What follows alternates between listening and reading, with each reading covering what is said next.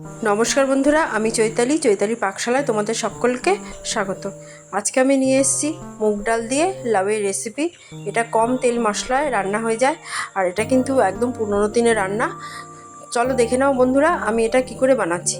দেখো, এইদিকে লাউগুলোকে আমি লাউটাকে কুচি করে কেটে নিয়েছি। এবার কি মশলা নিয়ে নিয়েছি দেখো, এখানে আমি জিরের গুঁড়ো নিয়ে নিয়েছি, কাশ্মীরি লঙ্কার গুঁড়ো অল্প নিয়ে নিয়েছি, আদা থেতো নিয়ে নিয়েছি, আর 2টো কাঁচা লঙ্কা নিয়ে নিয়েছি।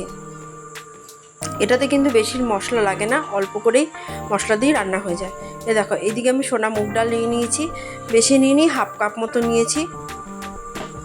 এবার চলো দেখে নাও আমি এটা কি করে বানাচ্ছি।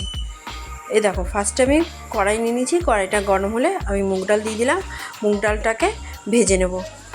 খুব বেশি কিন্তু কড়া করে ভাজতে হবে না, হালকা হালকা কালারটা ধরলেই নামিয়ে দিতে হবে। খুব বেশি যদি কড়া করে ভাজো তাহলে কিন্তু মুগ ডালটা নরম হবে না, শক্তই থেকে যাবে, আর লাউ তো তাড়াতাড়ি নরম হয়ে যায়। দেখো, ওইদিকে আমার ডালটা ভাজা হয়ে গেছে, আমি নামিয়ে নিলাম।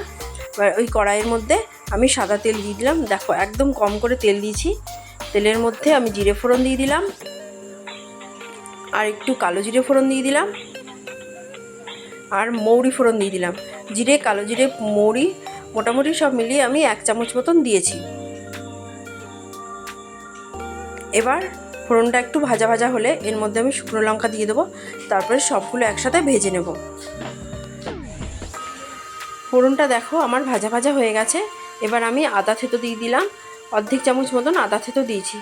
সবগুলো একবার তেলের মধ্যে নাড়াচাড়া করে নেব। দেখো, আদাটাও ভাজা হয়ে গেছে।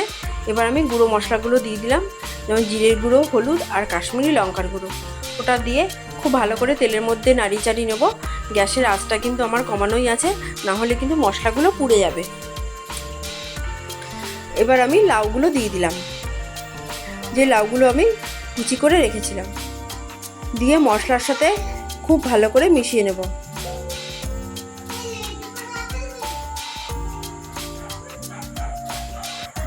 দেখো, আমার মশলার সাথে মোটামুটি মেশানো হয়ে গেছে। এবার আমি এর মধ্যে 2টো তেজপাতা দিয়ে দিলাম, যে ডালটা আমি ভেজে রেখেছিলাম সেই ডালটা দিয়ে দিলাম, 2টো কাঁচা লঙ্কা দিয়ে দিলাম, নুন দিয়ে দিলাম পরিমাণ মতন, দিয়ে ঢেকে রাখবো। 10 মিনিটের জন্য ঢাকবো। আর গ্যাসের আঁচটা কিন্তু আমার কমানোই আছে। ঝালটা তোমরা তোমাদের পছন্দ অনুযায়ী দেবে। এবার আমি ঢাকনাটা তুলে দিলাম। ঢাকনাটা তুলে দিয়ে এই সবগুলো মিশিয়ে নেব। আর দেখো, লাউ থেকে কতটা জল বেরিয়েছে। এটাতে কিন্তু জল দিতে হয় না, যেই জলটা বেরোবে সেই জল দিয়েই কিন্তু রান্নাটা হয়ে যায়। আর লাউটা একদম কচি, সেই জন্য অনেকটাই জল বেরিয়েছে। আবার একটু ঢেকে রাখবো। এবার 5-7 মিনিট পর ঢাকনাটা তুলে দিলাম। দেখো কতটা জল হয়ে গেছে। এই জলের জন্যই লাউটা কিন্তু একদম নরম হয়ে যাবে। একটু নাড়িয়ে চাড়িয়ে নিচ্ছি, নাড়িয়ে চাড়িয়ে নিয়ে আবার ঢেকে রাখবো। এবার 7-8 মিনিট মতন ঢাকবো। ঢেকে ঢাকনাটা সরিয়ে দিলাম। দেখো, লাউটা কিন্তু আমার নরম হয়ে গেছে, আর জলটা যেগুলো বেরিয়েছিল সেগুলো অনেকটাই মজে গেছে। এবার আমি ঘি দিয়ে দিলাম, আর গুড় দিয়ে দিলাম মিষ্টির জন্য, কারণ নিরামিষ রান্না একটু মিষ্টি মিষ্টি হলে খেতে ভালো লাগে, আর লাউ কিন্তু একটু মিষ্টি মিষ্টি হলে খেতে ভালো লাগে। তোমরা গুড়ের বদলে চিনিও দিতে পারো। দেখো, এবার জলটা তো রয়েছে, এবার গ্যাসের আঁচটা কিন্তু বাড়িয়ে দেবে। গ্যাসের আঁচটা বাড়িয়ে দিয়ে 3-4 মিনিট নাড়াচাড়া করলে দেখো জলটা একেবারেই শুকিয়ে গেছে, আর রান্নাটা কিন্তু আমার অলমোস্ট হয়ে গেছে। তোমাদের যদি ভালো লাগে লাইক করবে, শেয়ার করবে, সাবস্ক্রাইব করবে, আর বাড়িতে এইভাবে রান্না করে খাবে, খেতে কিন্তু জাস্ট অসাধারণ লাগে।